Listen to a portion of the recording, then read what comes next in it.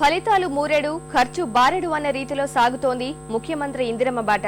4 జిల్లాల పర్యటనలకే ముఖ్యమంత్రి 1200 కోట్ల ఖర్చయ్యే హామీలు గుప్పించడం ఆర్థిక శాఖకు తలనొప్పిగా మారింది.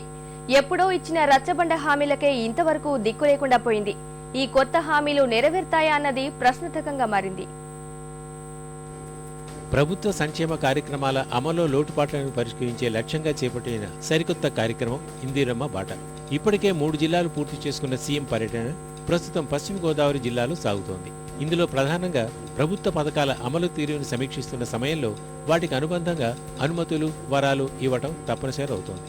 ప్రతి జిల్లా పర్యటనలోనూ ఒకరోజైనా ఆశ్రమ పాఠశాలలో బస చేసి అక్కడ సమస్యల పరిష్కారానికి ఆర్థిక అంశాలతో ముడిపడిన హామీలు ఇస్తున్నారు.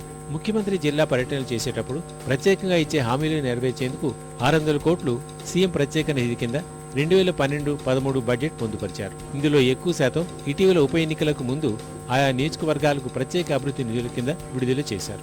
ఈ మొత్తం 100 కోట్ల పైనే ఉంది.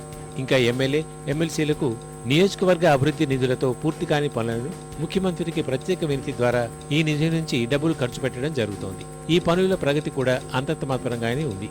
వీటికి అదనంగా ఇప్పుడు జిల్లాల్లో ఇందిరమ్మ బాట కింద ఇస్తున్న హామీలు ప్రభుత్వంపై ఆర్థిక భారాన్ని పెంచుతూనే ఉన్నాయి.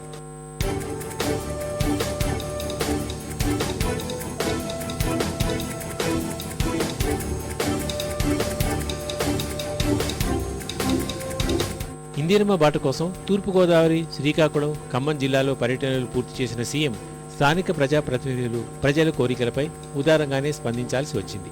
పక్కా భవనాలు, రహదారులు, కాలువల అభివృద్ధితో పాటు వివిధ పరికరాల పంపిణీకి ఇచ్చిన హామీలు ఆర్థిక శాఖకు దడ పుట్టిస్తున్నాయి. ఇవి కాకుండా అక్కడ సాగునీటి పథకాలకు అదనపు నిధుల మంజూరుకు సీఎం చొరవ చూపుతూనే ఉన్నారు. ఇవన్నీ ఖజానాపై అదనపు భారాన్ని మోపుతూ ఉన్నాయి. కొన్నింటిని ప్రణాళిక వ్యయం కింద చూపినా మరికొన్నింటిని మాత్రం తప్పనిసరిగా సీఎం ప్రత్యేక అభివృద్ధి నిధి ద్వారా మంజూరు చేయాల్సి ఉంటుంది.